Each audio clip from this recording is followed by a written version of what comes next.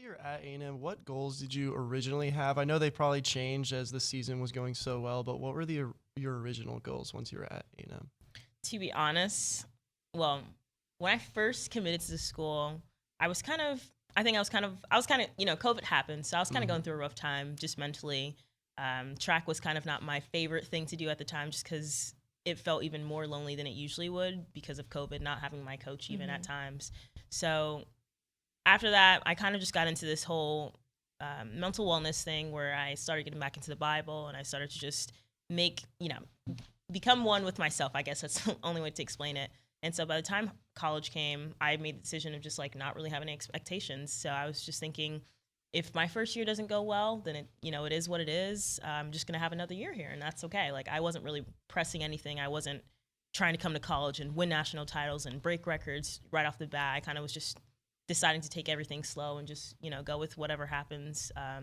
Just because I think that's kind of what made me a little more at peace. And I know that when I am at peace and when I am enjoying what I'm doing, I am at my best. And I think that's the reason why, my season went so well, just because I kind of ran with no expectations and ran like every race was my last one, as I remember Coach Henry saying at our first meet. I think that's so important to go into these races and still have a sense of humility. Know that I'm going to give it my all. If it doesn't go the way I want it to, like, I'm still here for the love of the sport. But you did say that you weren't fully expecting, okay, like, I'm going to go get the national record. I'm going to go win nationals, get the collegiate record. Right. But you did.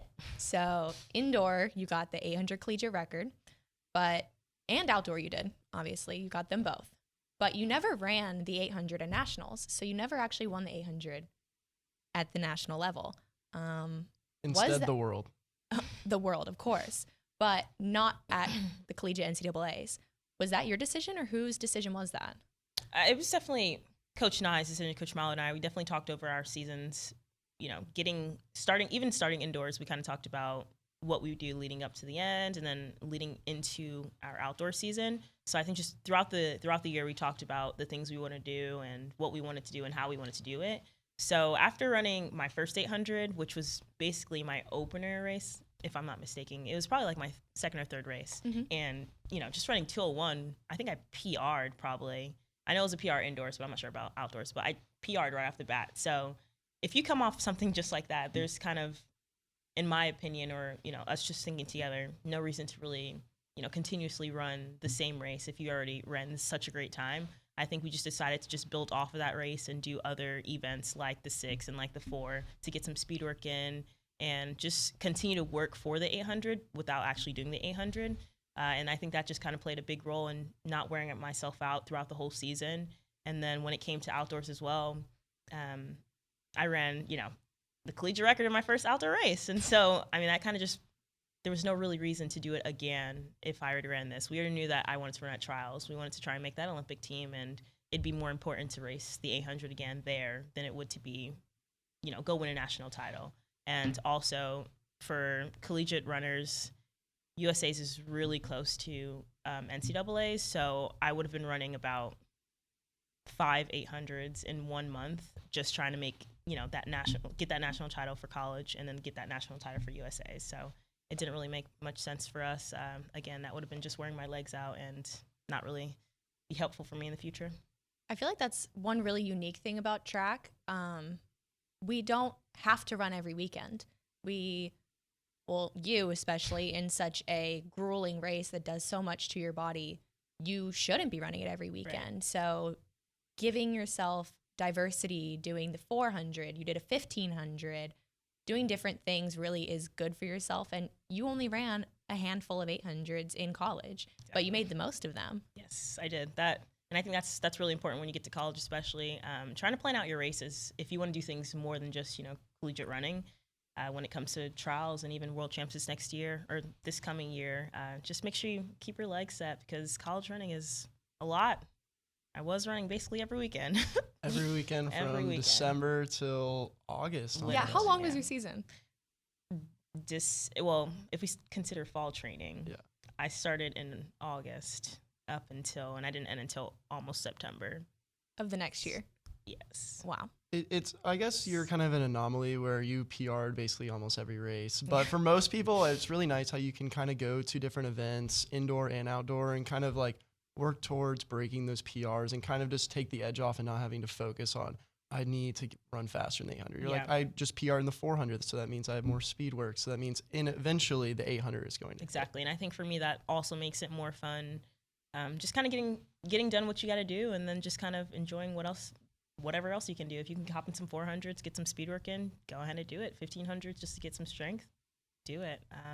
So that's why I enjoyed it a lot. Just had a good opportunity to do a lot of other things. I feel like that also helps prevent burnout because if you're doing the 800 all the time, you're gonna get sick of it at some point. Especially if you're trying to run a fast time every time. Would you prefer doing the 400 or the 1500? Which way do you like going?